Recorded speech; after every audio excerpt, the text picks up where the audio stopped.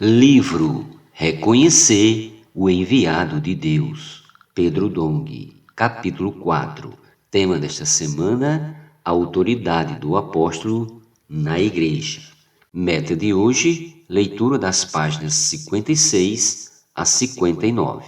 No capítulo anterior foi abordado como Deus enviou primeiramente Jesus Cristo para cumprir a parte mais difícil de sua obra, e como o próprio Jesus, em seu ministério terreno, constituiu 12 apóstolos para cooperar com ele e continuar a obra de Deus após sua morte, ressurreição e ascensão. Vimos como Pedro tomou a liderança sobre os 12 para abrir as portas do reino dos céus aos judeus e aos gentios. No entanto, Pedro teve dificuldades em continuar a obra de Deus entre os gentios, pelo que Deus levantou o apóstolo Paulo, do qual falaremos neste capítulo. O chamamento de Paulo. Paulo, conhecido também como Saulo de Tarso, por ter nascido na cidade de Tarso, na Cilícia, era um fariseu da tribo de Benjamim, enquanto a justiça da lei irrepreensível. Filipenses capítulo 3, versículos do 5 ao 6. Paulo foi criado em Jerusalém e instruído aos pés de Gamaliel, um rabino muito conhecido, influente e respeitado em sua época. Atos capítulo 22, versículo 3 e capítulo 5, versículo 34. Paulo participou indiretamente do martírio de Estevão e após isso tornou-se um perseguidor da igreja e de todos os que invocavam o nome do Senhor Jesus. Atos 9:14. No livro de Atos lemos o relato de Paulo ao rei Agripa sobre sua conversão.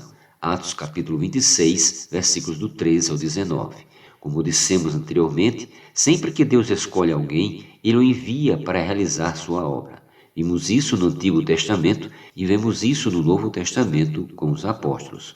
Jesus enviou os 12 e agora apareceu a Paulo no caminho para Damasco e o enviou, ou seja, também o constituiu como um de seus apóstolos. Leamos a comissão que o Senhor deu especificamente a Paulo quando lhe apareceu pela primeira vez.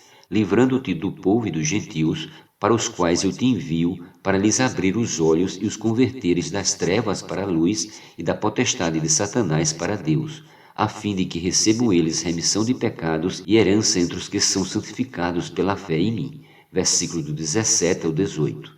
Onde Pedro teve dificuldades e não conseguiu trabalhar, Deus enviou Paulo para os gentios. Outro detalhe importante que mencionamos em capítulos anteriores sobre o enviado de Deus é a necessidade de revelação, uma vez que o enviado de Deus não fala suas próprias palavras, mas apenas aquilo que Deus lhe deu, lhe revelou. Nesse trecho vemos que Deus prometeu a Paulo que o constituiria ministro e testemunha, tanto das coisas que me vistes, como daquelas pelas quais te aparecerei ainda.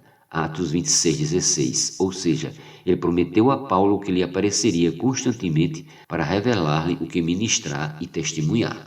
Não há enviado sem revelação.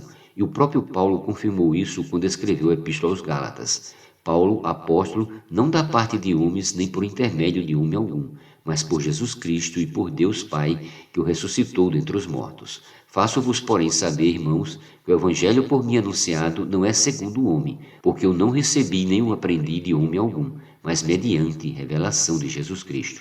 Quando, porém, ao que me separou antes de eu nascer, me chamou pela sua graça, aprouve revelar seu Filho em mim, para que eu pregasse entre os gentios sem detença, não consultei carne e sangue. Atos capítulo 1, versículo 1 e versículos 11 a 12 e 15 a 16. Um apóstolo não é chamado ou escolhido por homens, nem recebe revelação de homens, visto que a igreja não é uma organização humana, e sim a casa do Deus vivo. O apóstolo que é escolhido para levantar e edificar as igrejas não pode estar preso a uma pessoa. Ele deve ter liberdade para seguir a vontade de Deus e falar segundo a direção da palavra de Deus, pois é assim que a igreja é edificada, como veremos neste capítulo.